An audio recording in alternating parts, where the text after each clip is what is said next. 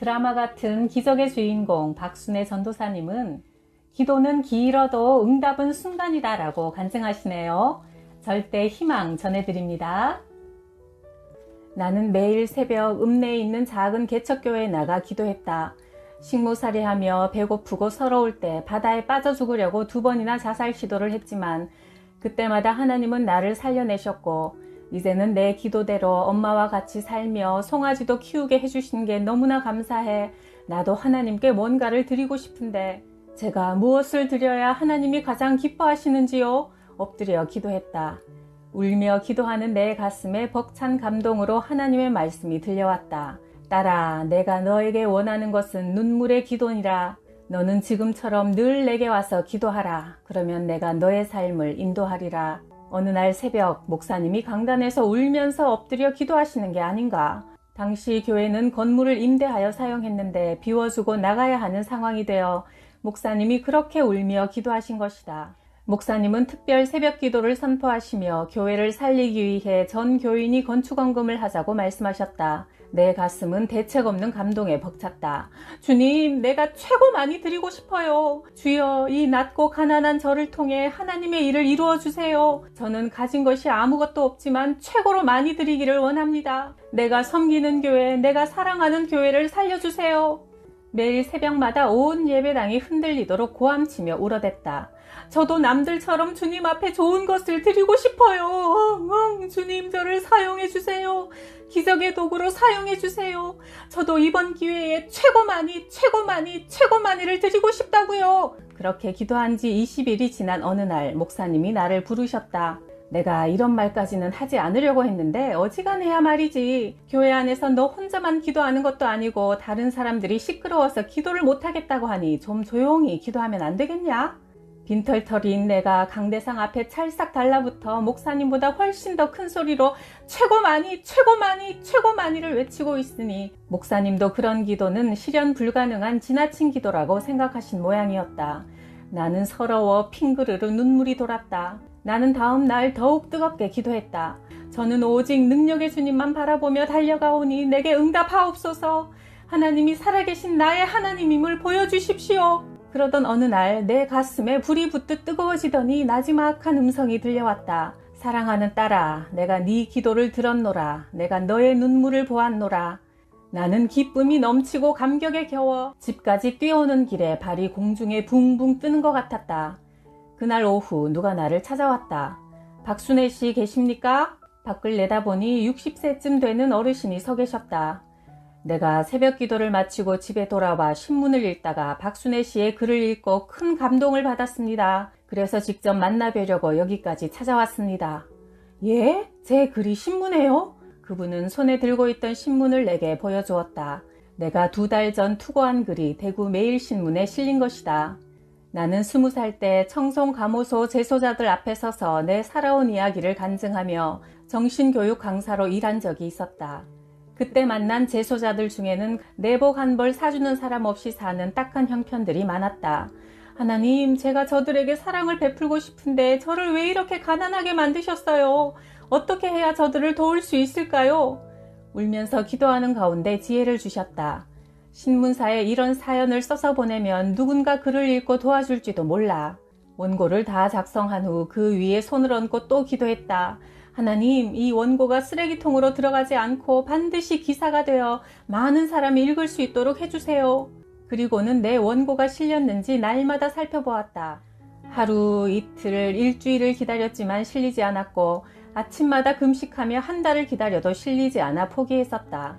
그런데 2달이 지난 지금 내 글이 기사가 되어 실린 것이다. 하나님은 서두르지 않으신다. 그러나 모든 일을 제때에 정확하게 이루어 주신다. 그 어르신은 내 글을 읽고 큰 감동을 받았다며 물었다. 재소자들에게 필요한 것을 사주려면 얼마 정도의 돈이 필요한지 말씀해 주시오. 그때 내 입에서 다른 말이 튀어나왔다. 지금 제 기도 제목은 우리 교회를 위한 것으로 바뀌었습니다. 저는 우리 교회에서 제일 가난한 사람이에요. 그런데 지금 교회가 쫓겨날 위기에 처해 있답니다. 우리 교회를 꼭 도와주세요. 내 말을 끝까지 듣고 난 어르신은 하나님께서 자기 기도에 응답해 주셨다며 사연을 털어놓았다. 나는 젊은 시절 하나님께 큰 복을 받아 돈을 많이 벌었지요. 그런데 부도가 나서 하루아침에 전 재산을 잃고 말았소. 평생 걸려도 못 갚을 빚만 안고서 월세방으로 이사를 갔지요. 전에는 운전기사가 데려다주는 자가용을 타고 학교 가던 아이들이 버스비조차 없어 걸어서 학교에 가야 하는 신세가 되었소. 그때까지 나는 나 자신을 위해 재산을 모으고 빌딩을 사는 것이 최고의 행복인 줄 알았고 주님께는 아무것도 드리지 않았소. 그런데 하루아침에 망하고 보니 모든 복은 하나님으로부터 왔음을 깨닫게 되었고 부자로 살던 지난날의 나 자신이 주님 앞에서는 정녕 가난한 자였음을 알게 되었다오. 모든 것을 잃어버린 뒤에야 주신 이도 주님이시오 거두어 가시는 이도 주님이심을 깨닫고 깊이 회개했지요. 3년 동안 매일 1000번의 기도를 쌓자 하나님은 잃어버린 것을 다시 회복시켜 주셨다오. 이제는 시골에 교회를 짓고 하나님이 가장 기뻐하시는 선교에 앞장서는 삶을 살려고 노력하고 있어. 그랬더니 하나님께서 이전보다 더 큰 복을 부어주시더군요. 나는 50 중반을 넘기고서야 하나님의 마음을 알게 되었는데 자매님은 젊은 나이에 이렇게 가난한 환경에서도 너무나 귀한 믿음을 가지셨네요. 주님께서 인도하신 만남입니다. 얼마나 필요합니까? 예, 저는 얼마가 필요한지 잘 모르고요. 그래서 하나님께 최고 많이 드리게 해달라고 기도했을 뿐입니다. 어르신은 빙그레 웃더니 고개를 끄덕이셨다. 그러면 수표 한 장으로 끊어올까요? 수표가 뭐예요? 저는 그런 거 잘 모르니 파란 돈 10,000원짜리로 주세요. 그분은 읍내로 나가셨다. 나는 꿈을 꾸는 듯 묘한 기분으로 마당을 서성이며 기다렸다. 2시간 후 그가 가쁜 숨을 몰아쉬며 돌아와 한 뭉치를 내게 건넸다. 여기 있습니다. 아니, 이게 전부 다 돈이란 말이에요?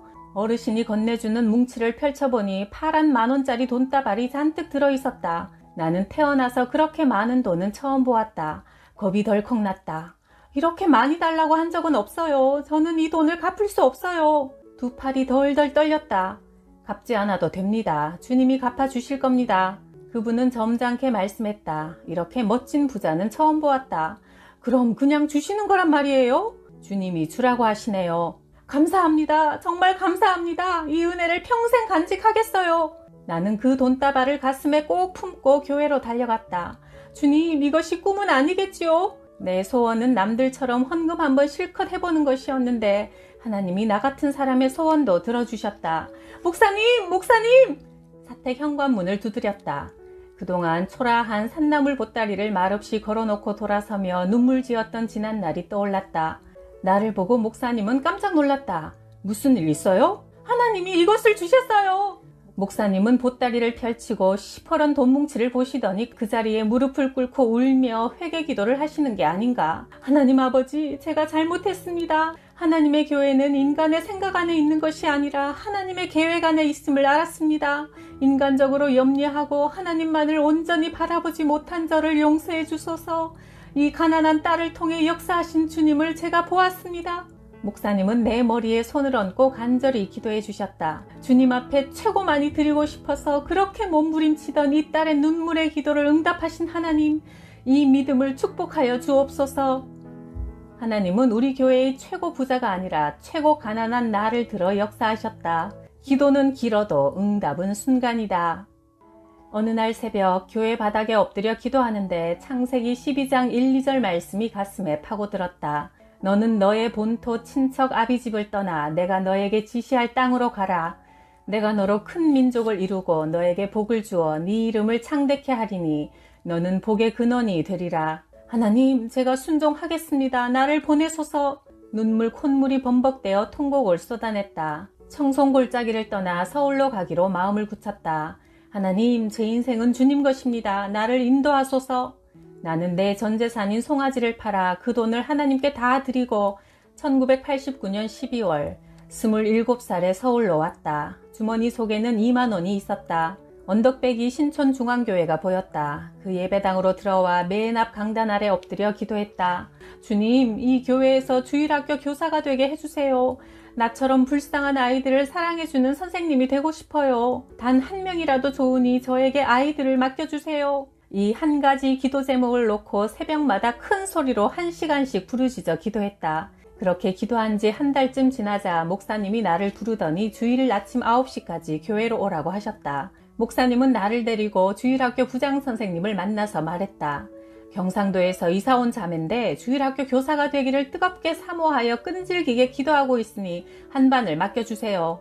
목사님, 지금은 자리가 없는데요. 내년이 되어야 자리가 나올 것 같습니다. 그러자 목사님이 언성을 높였다. 자리 하나 만들어 봐요. 그만둔 사람이 없어요. 아, 그럼 내일 새벽 예배 나와서 당신이 나 대신 한번 당해봐요. 부장 선생님은 드디어 내게 5아이 명단이 적힌 종이를 건네주었다.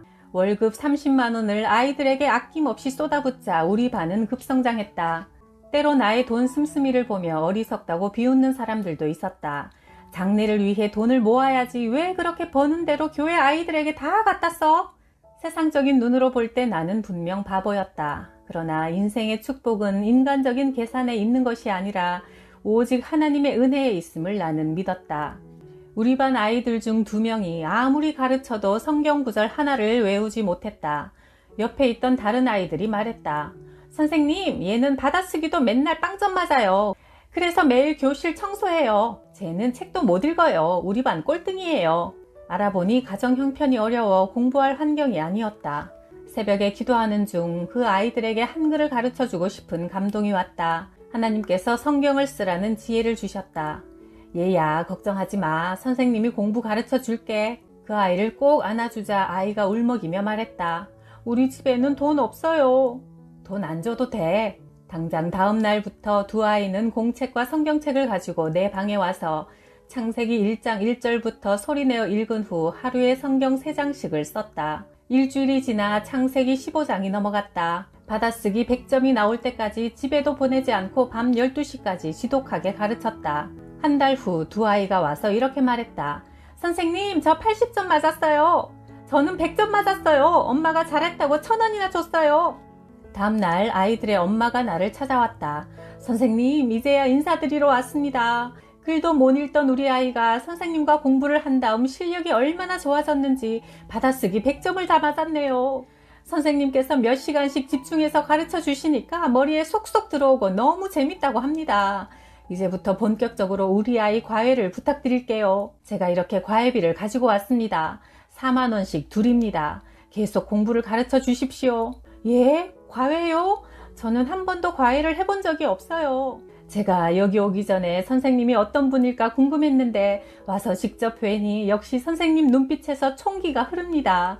서울에서 인류대학 나오셨죠? 이래봬도 제가 사람 볼 줄 압니다. 그럼 선생님만 믿습니다. 다음날 새벽 8만 원이 들어있는 봉투를 들고 새벽 예배에 가서 하나님께 물었다. 주여, 돈을 보면 욕심이 나고 아이들을 보면 겁이 납니다. 제가 어찌해야 합니까? 기도하는 가운데 이런 감동이 왔다. 너는 왜 해보지도 않고 못한다고 하느냐? 그래도 너는 3학년까지 다니지 않았니? 다행히도 그 아이들은 2학년이었다. 하나님이 용기를 주셔서 나는 서점으로 달려가 문제집을 사서 맨 뒤에 붙어있는 답안지를 보고 미리 공부했다. 석 달이 지났다. 꼴등이던 아이가 38등이 되었다. 그날 밤 아이 엄마가 신바람 나서 달려왔다. 선생님, 정말 최고입니다. 난 선생님을 처음 봤을 때부터 서울에서 인류대학 나온 분인 걸 알았다니까요. 그러더니 온 동네방네 나를 서울에서 인류대학 나온 최고 선생님이라고 소문을 내서 다른 엄마들도 아이들을 가르쳐 달라고 데려왔다. 알아보니 아이들이 학교에서 본 시험 문제가 내가 사서 공부시킨 문제집에서 그대로 출제되었던 것이다. 하룻밤 자고 나면 정육점 아이가 오고 다음 날은 슈퍼마켓 아이가 왔다. 그렇게 모인 아이들이 몇 개월 만에 20명이 되었다. 칠판도 사서 방에 걸고 시간표까지 정했다. 1, 2학년은 2시, 3, 4학년은 4시, 5, 6학년은 6시. 2명을 가르친 지 1년이 지나자 과외 학생은 32명이 되었고 11조도 20만 원으로 늘어났다. 그러던 어느 날 개인 불법 과외 금지 정책에 걸려 하루아침에 과외를 못하게 되고 말았다. 하늘이 무너진 심정으로 나는 3일 금식 기도를 했다. 하나님, 저는 배운 것이 없지만 그 아이들을 진심으로 사랑합니다. 계속 아이들을 가르칠 수 있도록 도와주세요. 나는 40일 작정 기도를 시작했다. 기도 중인 어느 날 길을 가는데 누군가 내게 반갑게 인사했다. 아니, 박순애 선생님 아니십니까? 스포츠 머리에 딱 벌어진 어깨, 누가 봐도 단번에 전과자인 줄 알아볼 수 있는 사람이었다. 폭력 전과 18범의 청송교도소 출소자였다. 길거리에서 1대1로 마주치니 등이 오싹했다. 그는 좋아 어쩔 줄 모르며 말했다. 선생님을 만나게 해달라고 하나님께 얼마나 기도했는지 모릅니다. 이제야 응답을 받았네요. 제가 청송교도소에서 선생님의 강의를 듣고 인생이 바뀐 사람입니다. 나보다 20살이나 어린 분이 배운 것, 가진 것 없어도 믿음과 꿈을 가지고 열심히 살아가는 이야기에 도전을 받았고 새 사람이 되었지요. 지금은 저도 다른 사람을 위해 살아가고 있습니다.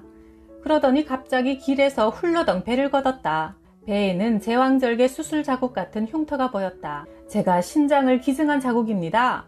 죽어가는 군인에게 내 신장을 떼어주었지요. 지금은 새벽 3시에 일어나 신문을 배달하고 밤 9시까지 성실하게 일하면서 살아가고 있답니다. 그런데 선생님은 지금 뭘 하십니까? 나는 부끄러웠지만 내 처지를 진실하고 상세하게 털어놓았다. 이번에는 제가 선생님을 돕고 싶습니다. 서로의 연락처를 나눈 후 헤어졌는데 3일 뒤 그가 다시 나를 찾아왔다. 우리 사장님이 선생님을 모시고 오래요. 사장님에게 내 사정을 이야기하고 도와달라고 통사정하자 사장님이 나를 한번 보자고 했다는 것이다. 사장님과 마주 앉았다. 좋은 일을 그렇게 많이 하신다고요? 저도 좋은 일 한번 하고 싶습니다. 개인 과외를 못하시니 학원을 하시면 되겠네요. 얼마쯤 필요합니까? 네? 저도 잘 몰라요. 그는 1,000만 원을 내게 주었다. 옆에 있던 출소자가 이렇게 말했다. 선생님, 돈 갚는 것은 걱정하지 마시고 꼭 성공하십시오. 제가 이 튼튼한 몸으로 열심히 일해서 갚겠습니다. 작정기도 25일 만에 이루어진 일이었다. 나는 위대한 기도의 능력을 다시 한번 깨달았다. 그 돈으로 건물을 임대하고 중앙시장에서 중고책상을 샀다. 교육청에 가서 학원 허가 조건을 알아보니 4년제 대학을 졸업하고 교원 자격증을 갖춘 교사를 채용해야 한다고 했다. 그런데 놀라운 사실은 원장의 자격에 대해서는 정해진 규정이 없다는 것이다. 마치 나를 위해서 만들어진 법 같았다. 40일 새벽 작정기도가 끝나는 바로 그날 베델 속셈학원 간판을 걸고 개원 예배를 드렸다. 목사님이 지어주신 이름이었다. 야곱이 베델에서 기도하며 하나님을 만났지요. 베델은 하나님의 집이란 뜻입니다. 그곳엔 항상 하나님이 계시고 함께 하시지요. 이제 예전에 가르치던 아이들 32명을 찾아 모으기 시작했다. 어머니, 이제 우리 학원은 합법입니다. 그런데 놀랍게도 학원 문을 여는 날 60명의 학생들이 몰려왔다. 하나님은 항상 나의 상상을 초월하여 일하셨다. 선생님이 공부 잘 가르친다고 소문이 다 났어요. 처음부터 60명으로 시작해 다음날 6명이 새로 오고 또 하루 지나면 7명이 새로 왔다. 1년 후 200명이 되었다. 오직 성경 말씀 중심의 믿음을 바탕으로 학원을 운영했다. 기도하는 가운데 두 번째 학원을 열라는 감동을 주셔서 피아노 학원도 열었더니 학생들이 300명이 넘어갔다. 우리 학원에 다니는 아이들은 대부분 우리 교회에도 나왔다. 나는 하나님의 놀라운 은혜에 감사해 크리넥스 휴지 상자에 예쁜 색종이를 붙여 11조 통을 만들고 축복의 11조라고 적어 놓았다. 그리고 그날부터 학원비가 들어오면 그중 10분의 1을 무조건 떼어 그 안에 넣었다. 그렇게 한 달을 모으니 200만 원 정도 되었다. 주일에 헌금함에 11조를 넣는 순간 행복함이 가슴으로 퍼졌다. 놀라운 일이 그 다음부터 일어났다. 어디에서 그렇게 많은 아이들이 오는지 신기할 정도로 학원은 날마다 새로 오는 아이들로 채워져 눈코뜰 사이 없이 바빴다. 6개월 뒤 나는 세 번째 학원을 개원했다. 컴퓨터 학원이었다. 1992년 컴퓨터 교육이 각 초등학교에 처음 들어올 당시 용산 전자상가에 가서 컴퓨터 20대를 사서 조립하여 설치했다. 어른 아이 할 것 없이 몰려들었다. 네 번째로 웅변 글짓기 학원, 다섯 번째로 미술 학원을 개원했다.